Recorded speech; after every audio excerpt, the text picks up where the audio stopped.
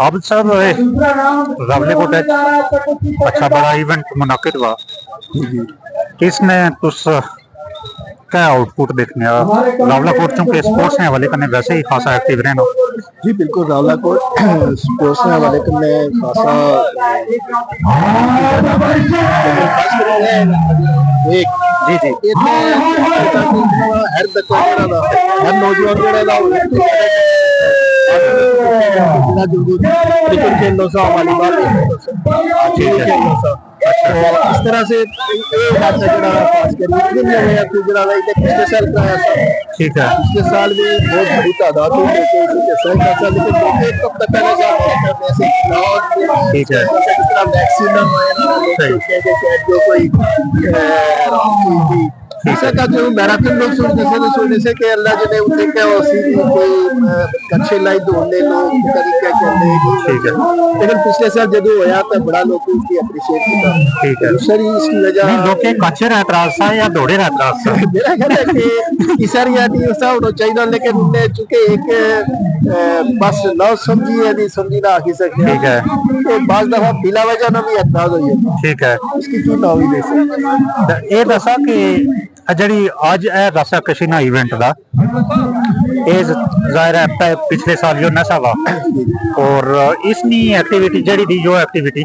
इसकी किस तरह देखना देखा ना ये एक्टिविटी भी ये वैसे तो जो जाते ना खेलता और पिछले अरसे में तो देखा कि कोई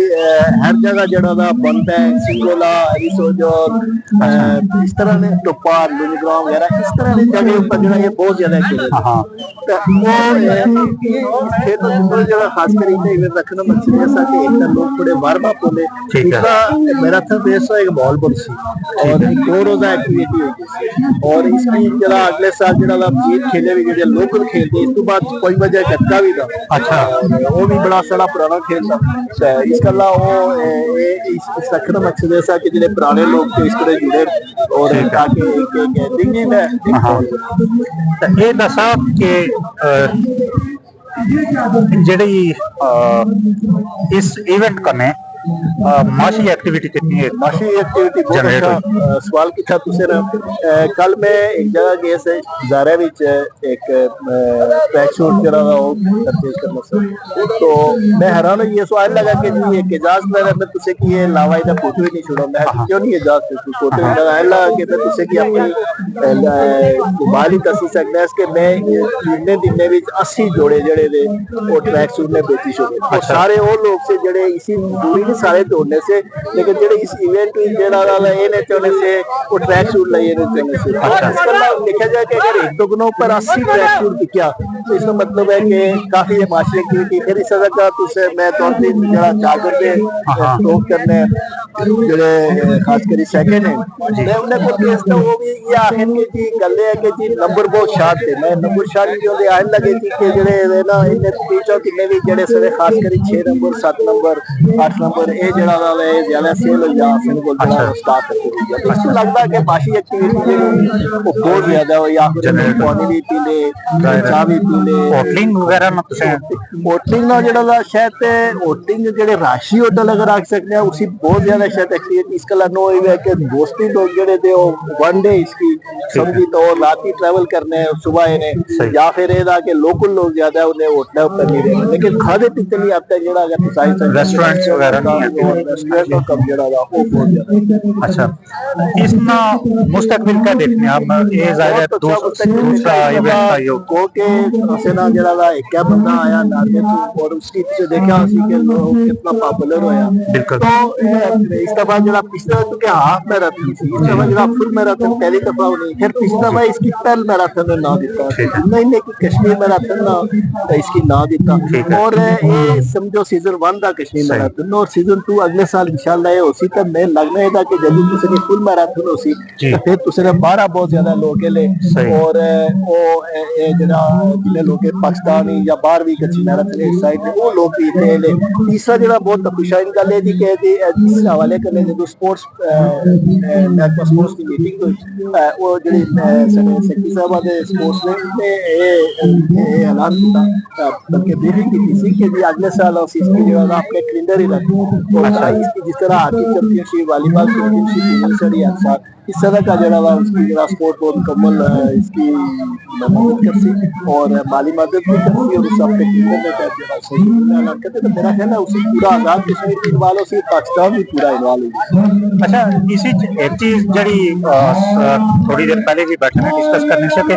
एक ट्रैक ने रिपीटेशन दी 2 मरतबा हाँ इसी अगर 42 किलोमीटर ना कोई अलग ट्रैक ही हो सकता मैराथन में जरा बुनियादी उसूल जो वो ये बड़ी सी वजूहत क्यों हो रही मैराथन जैसे एक हेल्दी एक्टिविटी जिसके लोग उसी पार्टिसिपेट करते हैं और एक अवेयरनेस यानी कि क्यों जरूरी थी। दूसरा किसी वो इलाका जो था उसकी एक्सप्लोर करना होगा ये जिस रूट पर गए वो इलाका देखने बहुत सारे लोग पहली दफा देख रहे हैं मीरपुर कोटली या गलियाल डाल जरा पूरी भी इलाका पहली दफा देखे तो ये वाकई थोड़ा सा इसी के मैं समझना है कि अगर आपसे जाए इसमें रूट की रिपीट की तरफ जाए अगर इसके मदरसा साइड ही नहीं करनी थी तो औसनी एक और एक्टिविटी वाली का शायद कुछ बैलेंस करके थोड़ा प्रॉब्लम सा और मेरा ख्याल है कि अगले साल शायद इसको बेहतर तरीके से मेरा जदों गवर्नमेंट भी इन्वॉल्व हो सी इंसानियत भी इन्वॉल्व हो सी तो अच्छा रूट वो बेहतर तरीके करने इसकी अच्छा फिर तुसे कितनी एक तवक्को दी कि कल कितने एक लोग इस जड़ा 42 किलोमीटर की जो रेस थी इसकी कंप्लीट करी सकते क्योंकि 1 ही किलोमीटर नहीं रहा देखा शुरू में जिस तरह पिछले साल देखा सा उसे कि 500 बंदा एकदम जरा शुरू हो गया सा वो 21.5 किलोमीटर से आखिर पर जब वापस आए से तो शायद 150 पौने 200 बंदा जरा वापस पहुंचे सभी रास्ते का ड्रॉप हुई है कोई रही है जो भी है ये भी जरा शुरू में मुमकिन है पहली दफा बहुत सारे लोग जिससे 45 किलोमीटर की पहली दफा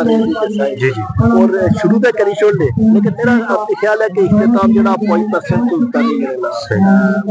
अगर 0.10% भी अगर इख्तिताम हुई ना मेरा ख्याल है बहुत बड़ी कामयाबी थी इसी जितना खास कर ले कैटेगरियों बनती है जैसे हर एज की कैटेगरी थी और फिर किलोमीटर वाइज किसी को चॉइस भी दी अगर 1 किलोमीटर ही अगर मैं 10 किलोमीटर नहीं कर सकते आप 1 किलोमीटर नहीं कर सकते कुछ फैमिली वाकई कर सकते मतलब इस तरह किसी को एक चॉइस भी तो इस तरह से चॉइस कोई ना सी 1.5 किलोमीटर की सी सारे उसी दौड़ने शुरू हुई ऐसे और कुछ लोग गई ऐसे और इस दफा जरा कैटेगरी की वजह से जरा मेरा ख्याल ज्यादा चांस था कि लोग अपनी अपनी कैटेगरी डील भी करें और ज्यादा चलो शामी देखने हो गतका भी करे मौसम शामी वही वजह गतका का और मौसम जरा था वो ऐसे अगर गतके की टाइम दे छोड़ेगा कल मेरे मौसम का कोई इशू नहीं अगर बारिश भी हुई नहीं तो मेरा ख्याल है कि मेरा फिर क्या बारिश भी कोई इतना बड़ा बहुत बड़ी मूसलाधार किस्म की मतलब बारिश ना हुए तो मेरा ख्याल है कोई अच्छा इशू नहीं। बहुत शुक्रिया तुसें टाइम दित्ता।